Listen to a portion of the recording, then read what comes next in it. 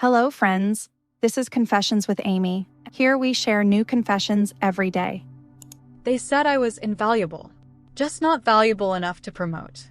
I remember sitting across from Dane, VP of Strategy, in that glossy glass conference room overlooking downtown Denver. It was raining that day. Not a cinematic storm, just a dull, gray drizzle. Fitting, really. Dane clicked his pen twice before giving me the same patronizing smile I'd seen 11 times before. Cass, we're all incredibly impressed with your performance this quarter. Pause. Always a pause. But leadership has decided to revisit your promotion in Q3. Just not the right time right now. That was the 12th time I'd heard that line. Same language. Different quarter. Different excuse. I'd been with Silveridge Analytics for almost 6 years. Started as an associate, clawed my way up to senior project lead. I ran the Western Accounts Division, mentored half the damn floor, doubled client retention over 18 months, and helped rescue the Seattle portfolio after Marcus flamed out mid-fiscal. I did all the right things. And yet, every quarter, when promotion reviews came around, someone else, always someone louder, newer, or frankly male, got the bump. Don't get me wrong. I wasn't naive. I knew the politics. I knew the game. But what burned the most was that I played it better than anyone, and they still moved the goalposts every time I got close. The excuses became clockwork. You're not quite visible enough in executive meetings. We need to see more cross-functional leadership. You're absolutely killing it in your current role. We can't afford to lose you there. Translation, you're too useful where you are. Stay in your lane. After the 12th rejection, I didn't cry. I didn't scream. I didn't even go home early. I stayed. Sent the follow-up emails. Finished the end-of-quarter analysis. Smiled at Dane on my way out like nothing inside me had snapped. But something had. That night, I poured myself a glass of Syrah, opened my laptop, and stared at a blank Google Doc for almost an hour. Then I typed the first words. Planned exodus. That's what I called it. Not a resignation, not a pivot. An exodus. Because I wasn't just leaving. I was going to build something. Something better. And I wasn't going alone. It started with a spreadsheet. Not the kind filled with KPIs or churn rates. This one had names. Just first names at first. Eli. Sonia. Marisol. James. Remy. People I trusted.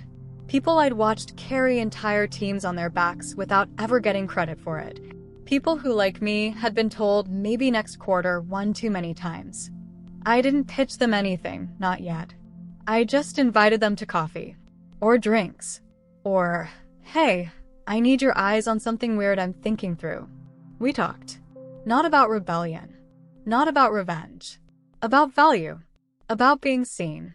About the ache of being overlooked by people who smiled in your face and praised you at team meetings, then gave your opportunity to someone who played golf with the director of HR. There's this myth that people leave companies for more money. Sometimes, sure.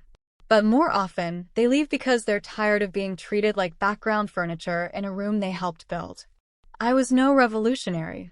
I was just exhausted. The more I talked, the more I realized how many others were too. Some of them had already dusted off their resumes. Others were staying because of their teams, or their healthcare plans, or fear.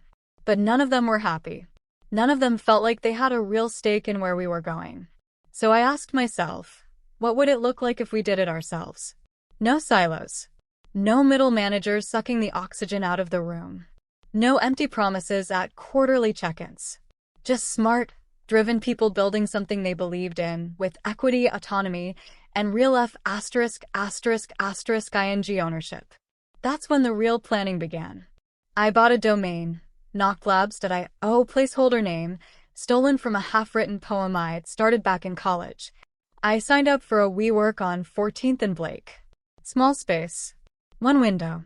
It smelled like old printer paper and ambition. I met with a startup lawyer in Boulder, paid her with a credit card I shouldn't have maxed out, filed paperwork. LLC, then C Corp, got the cap table started. I did all of it in the dark. Nights. Weekends. Lunch breaks, when I could sneak away without Dane or Lila asking why I wasn't at my desk. It took 3 months to get the skeleton in place. Product idea. Core team. Pre-seed deck. We were building an analytics platform for sustainability-driven mid-market brands, something half our former clients had been begging Silveridge to do for years, but leadership kept shelving it as not scalable. We had the roadmap. We had the skill. All we needed now was the moment. And as it turns out, that came sooner than I thought. It was 11:42 a.m. on a Tuesday when the message came through. Slack. Private. From Remy. Remy, who'd once rebuilt an entire client segmentation model over a weekend when the VP accidentally deleted the file. Remy, who said almost nothing in meetings but always delivered more than anyone expected. Remy, who frankly I thought would never leave. The quiet ones rarely do. The message said, "Do you have 10 minutes today? Not for work. For something else." My stomach dropped. Not fear, anticipation. I answered, 3:15. Roof. Our office had a rooftop space no one ever used. The view was decent, and more importantly, there were no microphones. I always assumed Silveridge monitored conversations in the halls. I know, paranoid. But 12 rejections does that to a person. At 3:15 sharp, I stepped out into the overcast Denver sky. Remy was already there, leaning against the railing, sipping whatever murky thing he always brought in that dented steel thermos. He didn't say hi, just looked at me with those soft, unreadable eyes and said, "I heard about Noct." I froze. He smiled. Just barely. "You think I wouldn't notice you disappearing at lunch every other day?" He took another sip. "Besides, you registered the domain with your real name. You might want to fix that." I started to apologize. Instinct, I guess. But he waved it off. "I'm in," he said. Just like that. No pitch. No presentation. No equity negotiations. He told me he'd been thinking of leaving for a year. That he almost moved to Austin last winter but stayed because he felt guilty abandoning his team. But if you're building something real, I want to be there at the start. That night, we had our first real team meeting. 5 of us, sitting in mismatched chairs in my tiny apartment in Lodo, eating Thai takeout and sketching workflows on a whiteboard I'd stolen from an old WeWork lease. We didn't know what the hell we were doing. But we had fire. Sonia quit next. She didn't even wait for her bonus to vest. Just left a note on her desk. Decided to bet on something that actually sees me. 2 weeks later, one of the junior analysts, Grace, who had just joined from NYU, asked if she could intern with us at night. I said yes. She ended up rebuilding our entire UI prototype in Figma over 3 weekends. She's our head of product now. And back at Silveridge, people started whispering. At first, it was quiet, Cass is acting weird. Then it turned into questions. Have you seen Sonia? Then came the panic. Why are the client handoffs falling apart? Dane called me in one Friday morning. Anything you want to tell me? His smile was stretched thin, almost brittle. I smiled back. Nope. Just trying to stay visible, like you suggested. That day, I made the mistake of leaving my laptop open while I went to the restroom. When I came back, it was closed. And my browser history was cleared. 2 days after the browser incident, IT locked me out of my email. No warning. No message. Just a red error banner and a spinning wheel. At 9:13 a.m., Dane walked up to my desk with a face like he was about to deliver a eulogy. Let's take this into the small conference room. I followed him silently. No heart pounding, no sweaty palms. I felt a calm. The kind of calm you get when you realize the bridge behind you is already ash and smoke. Inside the conference room, Lila from HR was waiting, all soft eyes and brittle professionalism. They said it was a compliance review. They said there had been concerns about my external activity. They said they'd be placing me on administrative leave, effective immediately, while they assessed the situation. I didn't argue.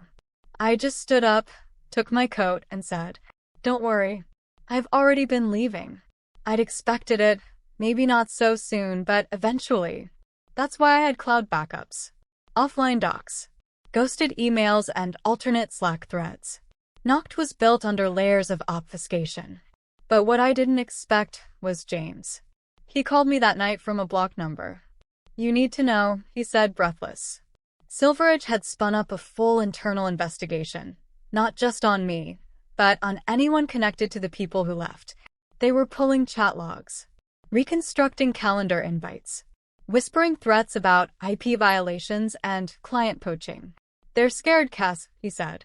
"Really scared. Because here's the thing, we hadn't stolen anyone. People followed.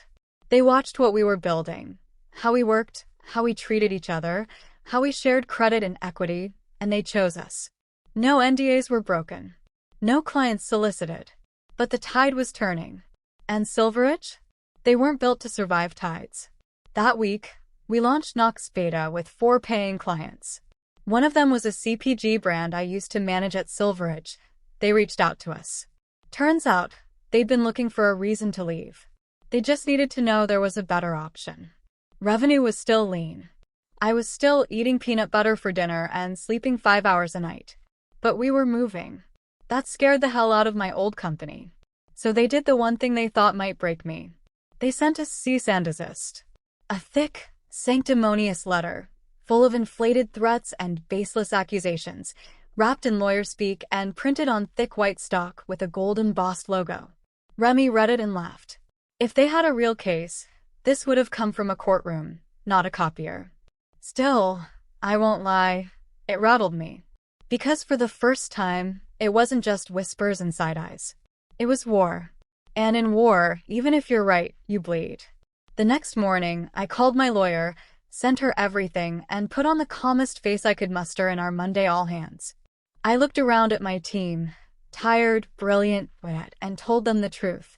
We're being watched. We're being pressured. They want us to back down. Pause. So we'll do the opposite. 6 months. That's how long it took.